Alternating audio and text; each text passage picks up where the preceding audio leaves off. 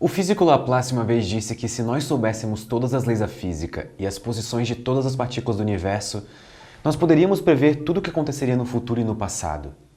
Ele estava errado. Naquela época as pessoas ainda não conheciam a natureza probabilística que a mecânica quântica trouxe para o universo.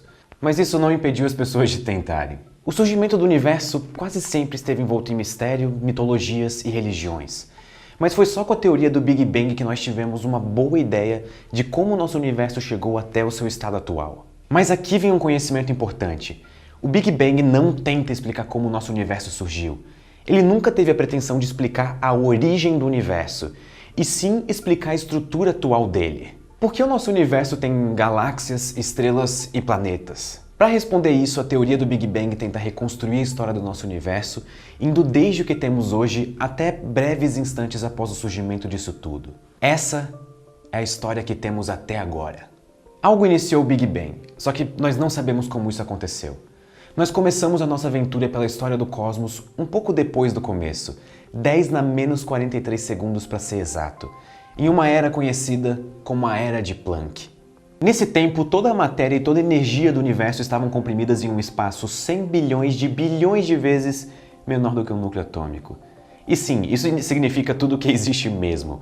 Toda a matéria que hoje compõe as 100 bilhões de galáxias, cada uma das suas 10 mil bilhões de estrelas, todos os planetas e cada átomo que existe no universo estavam contidos em um espaço inimaginavelmente pequeno. O que é curioso é que, nessa escala, os efeitos quânticos da gravidade são a força dominante. Mas nós não temos uma boa teoria da gravitação quântica ainda.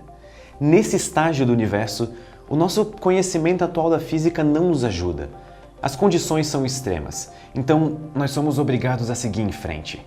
Aos 10 elevado a menos 36 segundos após o começo, entramos em uma nova era, a da grande unificação. A temperatura do universo era de 100 bilhões de graus Celsius. Nessa temperatura, você provavelmente esperaria um universo extremamente brilhante, capaz de cegar instantaneamente qualquer pessoa que ousasse testemunhar essa era. Mas isso era impossível. Apesar da temperatura, o nosso universo tinha tanta matéria compactada que a luz simplesmente não conseguia passar por ela. O universo, na verdade, era escuro. E tem mais um detalhe, seria impossível ver o universo de fora, porque por definição, o universo é tudo o que existe. Não existe lado de fora do universo, porque tudo que existe está contido dentro dele. Mas isso é só um detalhe, porque eu queria deixar vocês com uma crise existencial. Nessa escala de energia, 3 das 4 forças fundamentais têm a mesma intensidade. A força eletromagnética, a força nuclear fraca e a força nuclear forte. As nossas melhores teorias quânticas ainda não conseguem descrever essas 3 forças atuando dessa forma. Esse é um dos problemas que as famosas grandes teorias de unificação tentam resolver, mas ainda sem solução. Novamente, nós somos obrigados a seguir em frente. Você talvez esteja se perguntando, se nós temos tanta matéria em tão pouco espaço no começo do universo, por que tudo não virou um buraco negro? Nós não temos uma resposta completa ainda, mas parte da razão é um processo conhecido como inflação. Em um intervalo de tempo de 10 na menos 32 segundos após o princípio, o universo começou a se expandir absurdamente rápido, aumentando de tamanho em 100 trilhões de vezes. Com essa inflação bizarramente rápida, talvez a matéria não tenha tido tempo de se condensar em um buraco negro.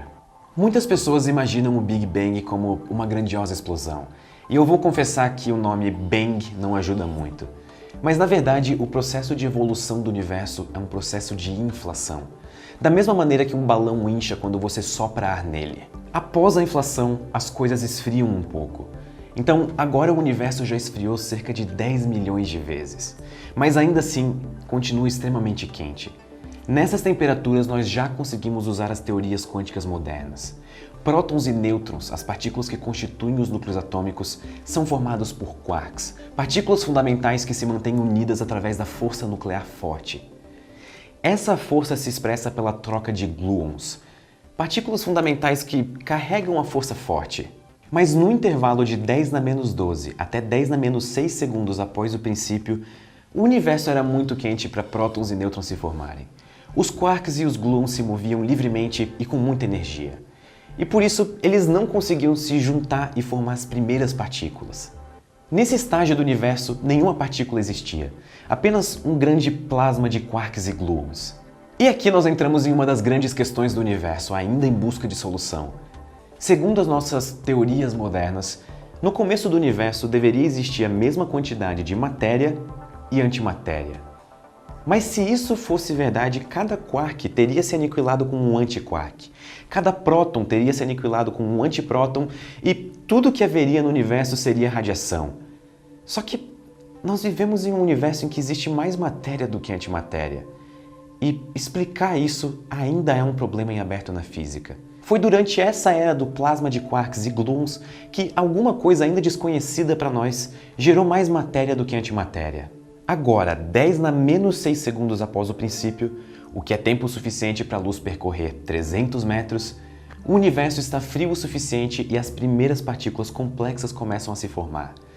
Quarks se juntam e formam os prótons, nêutrons e outras partículas compostas por quarks. Essa é a era dos hadrons. Mas ainda é muito quente para os elétrons orbitarem os átomos. Ainda estamos a 10 bilhões de graus Celsius. Então, os elétrons têm energias muito altas e eles continuam soltos pelo cosmos. Agora chegamos em 1 segundo após o surgimento do universo. E ele aqui já tinha 10 anos-luz de comprimento. Lembre-se que o espaço vazio pode se expandir mais rápido do que a luz. E a inflação com certeza causou expansão mais rápida do que a luz. É só nesse ponto que os neutrinos finalmente conseguem se libertar do gás de partículas do universo primordial. É teoricamente possível observar os neutrinos que escaparam nessa época. Se um dia nós conseguirmos isso, eles podem ser uma impressão digital de um universo extremamente jovem. A nossa única janela para esse grande período de escuridão. Até cerca de 10 segundos após o Big Bang, a maioria dos elétrons e pósitrons também se aniquilam. A partir de agora, o universo é composto principalmente por radiação. E agora chegamos no intervalo aproximado entre 3 e 20 minutos depois do Big Bang. Nesse estágio, o universo esfriou o suficiente para os núcleos de hélio, que tem 2 prótons e 2 nêutrons, e lítio, com 3 prótons e 3 nêutrons, se formarem. Após 50 mil anos, a matéria desacelerou a expansão do universo. Algo interessante começa a acontecer aqui. Os primeiros desequilíbrios gravitacionais estão se formando. Até um certo ponto depois do Big Bang, a distribuição de matéria do universo era homogênea. Só que, se esse fosse o caso para sempre, nós não teríamos estruturas como galáxias, estrelas e planetas, que necessariamente precisam que a matéria esteja distribuída de maneira desigual. Então aqui surgem as primeiras diferenças de concentração de matéria, causada provavelmente por flutuações originadas na mecânica quântica. Essas diferenças de concentração de matéria são as responsáveis para as futuras galáxias. Você só está aqui hoje por causa delas. E nesse ponto, o universo é composto principalmente por radiação presa por um denso gás de núcleos atômicos e elétrons livres. Não é até depois de 380 mil anos depois do surgimento do universo que ele resfria o suficiente para a formação de átomos. Quando chega o final desse período, o universo é composto basicamente de 75% de hidrogênio, 25% de hélio e uma quantidade pequena de lítio. Após a formação dos átomos, esse imenso gás que permeia o cosmos resfria, e com isso a densidade diminui. Isso finalmente permite que os fótons escapem, liberando os primeiros raios de luz de um universo extremamente escuro. Esses primeiros raios são o que hoje nós conhecemos como radiação cósmica de fundo. 1% do chiado em televisões é causado por essa luz emitida nesse período. E existe um detalhe. Uma peça que parece poesia no meio desse caos todo. Eventualmente, com o universo esfriando conforme ele se expandia, uma hora ele chegaria a temperatura por volta dos 30 graus Celsius. Essas temperaturas são especiais porque permitiriam a água líquida na superfície dos planetas e até mesmo que algumas reações químicas biológicas acontecessem. Nós estamos falando de vida. Quem sabe as primeiras formas de vida que já surgiram no nosso universo. Mas não fiquem tão animados porque isso é especulação.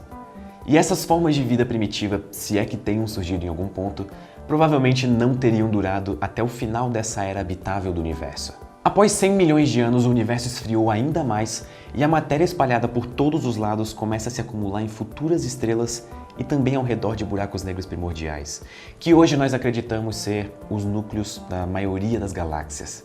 200 milhões de anos e a estrela mais velha já observada começa a brilhar. 400 milhões de anos e a galáxia mais velha já observada na história começa a brilhar. Em 1 bilhão de anos, a maior parte das galáxias já se formou, incluindo a nossa galáxia, a Via Láctea. Nesse ponto, o universo já se expandia bem lentamente devido à atração gravitacional da matéria escura e das galáxias. Mas isso muda 8,8 bilhões de anos depois do surgimento do universo. Por algum motivo, a partir desse ponto, o universo começa a se expandir de forma acelerada novamente. Nós não temos uma boa explicação para esse fenômeno, que nós chamamos de energia escura. Daqui para frente, nada de realmente importante acontece para o universo. Mas é 9,2 bilhões de anos depois do Big Bang, ou 4 bilhões de anos atrás, que uma supernova espalhou a matéria que provavelmente iniciou a formação do Sistema Solar. Esse é o início da nossa história. Não muito tempo depois, o Sol se forma da nebulosa deixada por uma supernova. Durante os primeiros 100 mil anos da vida do Sol, a órbita ao redor dele era composta de resto de matéria espacial em colisão constante. Mas não muito tempo depois disso, os planetas gasosos como Júpiter, Saturno, Urano e Netuno se formaram. A parte do Sistema Solar que ficava entre o Sol e Júpiter ainda era muito caótica, e a formação dos planetas rochosos que nós temos hoje só terminou 3 milhões de anos depois. Mas a partir desse ponto, o Sistema Solar é mais ou menos como ele é hoje. 8 planetas, dos quais 4 são gasosos e 4 são rochosos, com um belíssimo cinturão de asteroides entre Marte e Júpiter. E o resto é história. A história da evolução geológica e da vida na Terra, da evolução e do próprio ser humano. É a nossa história, mas isso é assunto para outro vídeo. Nós não sabemos de onde o universo surgiu, mas o Big Bang nos dá uma boa ideia do que aconteceu depois disso. Nós ainda não sabemos de tudo, e talvez nós nunca vamos saber, e admitir isso é frustrante, mas é o primeiro passo para o conhecimento acerca de nós mesmos e tudo que nos rodeia. Muito obrigado por terem ouvido a história do universo e a nossa história comigo. Até a próxima. Pessoal, os posters do Ciência Todo Dia fizeram tanto sucesso que nós vamos fazer mais uma promoção na nossa loja oficial. Na compra de 4 camisetas que nem essa, você paga apenas 3 e ainda ganha 4 pôsteres completamente de graça. Para participar é simples, é só clicar no link que está na descrição e nos comentários, colocar suas 4 camisetas e 4 pôsteres no carrinho e feito! O desconto aparece como mágica. E aproveitem essa promoção, comprem uma camisa do Big Bang, por exemplo, porque essa promoção acontece por tempo limitado. E eu vejo vocês na semana que vem.